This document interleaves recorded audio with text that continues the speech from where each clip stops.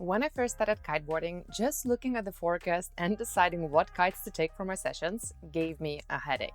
Now, as a senior kiteboarding instructor, I receive countless of messages from others asking what kites they should take for their holidays, or asking to predict if it will be windy at their favorite kite spot.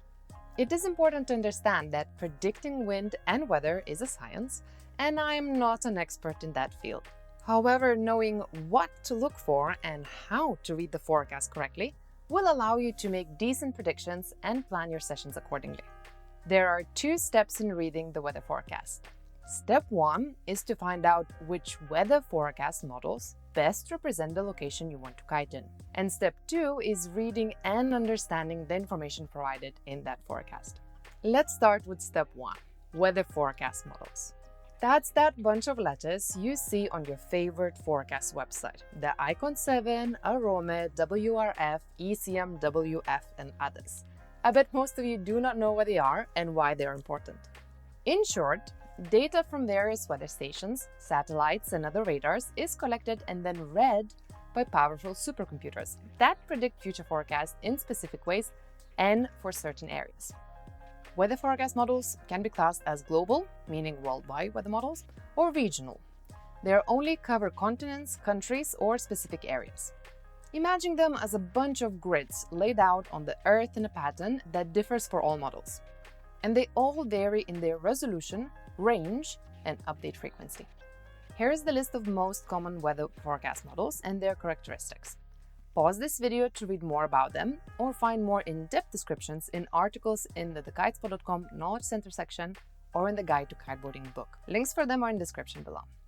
To make it easier to understand them all, let's plan some kiteboarding sessions. At the moment, I'm in Portugal near Lagos, so I will take this kite spot as an example.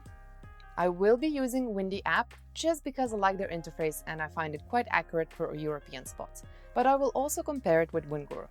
Here you can see all the different weather models these apps provide. Numbers next to them indicate their resolution in kilometers. Range is how many days in advance they are shown. For example, ECMWF is a global model and shows up to 10 days in advance, while Icon 7 is a regional model showing only 5 days in advance. The smaller resolution the model has, the more likely it might even include data for local wind effects like sea breezes. As you can see, both websites show different weather forecast models, and it all depends on what data they base their predictions on and what locations they are checking. If I were looking at locations in North America, I would most likely look at the NAM or HR's weather model, as they are specified for that region. Nowadays, most websites make their own weather models, and many are AI-based and quite accurate, like this EXP3 on Windy app or WG in WindGuru. So, in order to figure out the weather forecast for your sessions, first, you need to research what weather forecast models are used in that region. Then, compare the global, longer-range forecast models to plan your sessions in advance. And on the day, check the regional models with the shortest resolution. Note that you might need to check different weather forecast websites till you find the ones that use the models you're looking for. And most likely have to have the premium subscription to see the regional models with the shortest resolution. Once we have this established, we can then look at reading the actual data provided in those forecasts for our kiteboarding sessions. We will discuss this in part 2 of this mini-series, so stay tuned and don't forget to like this video and subscribe to this channel. Let us know in the comments below what is your favorite forecast website you use for your sessions and why.